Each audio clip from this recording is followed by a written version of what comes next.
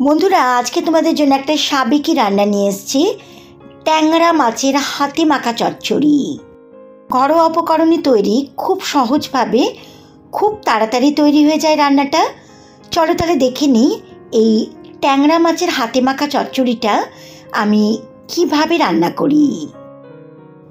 আমি 8টা মিডিয়াম সাইজের ট্যাংরা মাছ নিয়েছি। খুব ভালো ফ্রেশ ট্যাংরা মাছ, একদম জ্যান্ত, ভালো করে কেটে নিয়ে আমি ধুয়ে নিয়ে তারপর 1 চা চামচ মতো লবণ দিলাম ম্যারিনেট করার জন্য।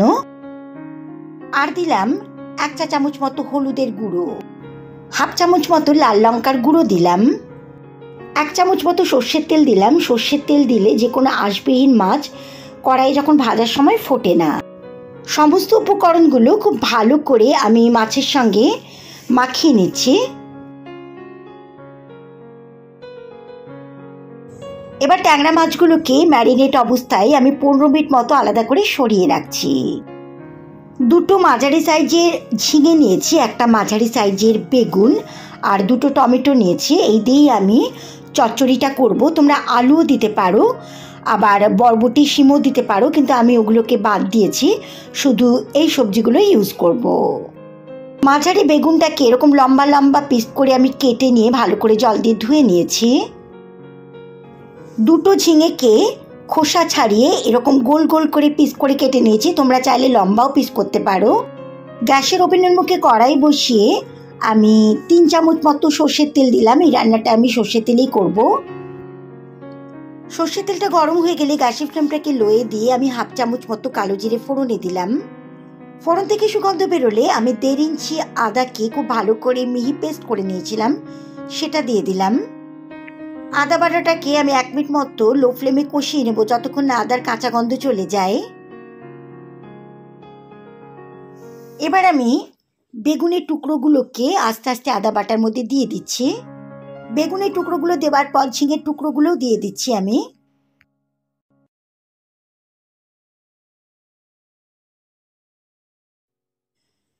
এই সময় কিন্তু গ্যাসের ফ্লেমটাকে একদমই লোয়ে রেখেছি। আমি 3টে মিডিয়াম সাইজের পেঁয়াজকে সরু সরু লম্বা করে কেটেছিলাম, সেটাও দিয়ে দিলাম। 2টো মিডিয়াম সাইজের টমেটোকে এরকম ছোট ছোট টুকরো টুকরো করে কেটেছিলাম, সেটাও দিয়ে দিলাম। সমস্ত উপকরণগুলো আমি খুব ভালো করে খুন্তি দিয়ে মিশিয়ে দিচ্ছি। 1 চামচ মতো লবণ দিয়ে দিচ্ছি আমি এর মধ্যে। 1 চা চামচের একটু কম হলুদ গুঁড়ো দিলাম। 1 চা চামচের একটু কম লাল লঙ্কার গুঁড়ো দিলাম। ঝালটা তোমাদের স্বাদ অনুসারে দিও। সমস্ত গুঁড়ো মশলাগুলোর লবণ ভালো করে আমি সবজির মধ্যে মিশিয়ে দিলাম।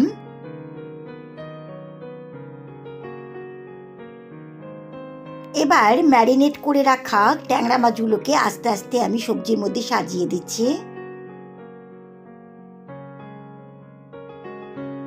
কিছুটা পরিমাণ ধনেপাতা কুচিও দিয়ে দিলাম। আর এই সময় কিন্তু অবশ্যই আমি গ্যাসের ফ্লেমটাকে একদম লোয়ে রেখে দিয়েছি। 3-4টে মতো কাঁচা লঙ্কাকে চিড়ে দিয়ে দিলাম ওপর থেকে। আবারও সমস্ত উপকরণগুলো খুন্তি দিয়ে আস্তে আস্তে করে আমি মিশিয়ে দিলাম মাছের সঙ্গে।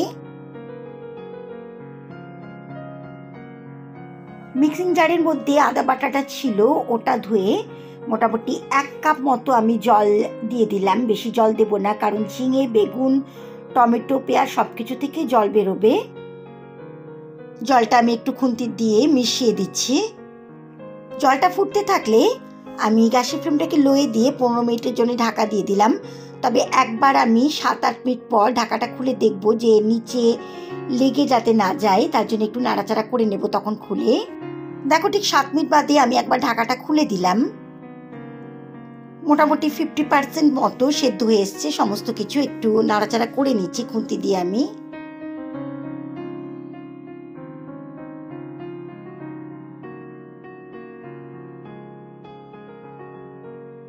আবারও 8 মিনিটের জন্য আমি ঢাকা দিয়ে দিলাম রান্নাটার উপর, যাতে আরেকটু ভালো করে সেদ্ধ হয় সব কিছু। ঠিক 8 মিনিট বাদে আমি ঢাকনাটা খুলে দিলাম। গ্যাসের ফ্লেমটাকে আমি বাড়িয়ে দিলাম। দেখো, সব কিছুই মানে মাছ, সবজি সব কিছুই সেদ্ধ হয়ে গেছে। গ্যাসের ফ্লেমটাকে বাড়িয়ে আমি 2 মিনিটের জন্য খুব ভালো করে নাড়াচাড়া করে নিচ্ছি, যাতে আরেকটু ঝোলটা টেনে যায় বা গ্রেভিটা টেনে যায়, কারণ এই রান্নাটা কিন্তু গামাখাই ভালো লাগে। মিনিট ধরে নাড়াচাড়া করার ফলে দেখো গ্রেভিটা কিন্তু অনেকটা শুকিয়ে এসছে। এতটাই আমি গ্রেভি রাখবো, কারণ ঠান্ডা হওয়ার পর বেগুন আর ঝিঙে অনেকটা টেনে নেবে ঝোলটা। এবার আমি ধনেপাতা কুচি কিছু মিশিয়ে দিলাম। গ্যাসের ফ্লেমটাকে লোয়ে দিয়ে ধনেপাতা কুচিটা আমি রান্নার সঙ্গে মিশিয়ে দিলাম। এই রেসিপিটা ভালো লাগলে অবশ্যই আমার চ্যানেল ডালিয়াস ক্রিয়েটিভিটিকে সাবস্ক্রাইব, লাইক আর শেয়ার করো। একদম তৈরি গরম গরম ভাতের সঙ্গে খাবার জন্য ট্যাংরা মাছের হাতে মাখা চচ্চড়ি। গ্যাসের ফ্লেমটাকে অফ করে দিয়ে ঢাকা দিয়ে 5 মিনিট স্ট্যান্ডিং পজিশনে রেখে তারপর সার্ভ করবো।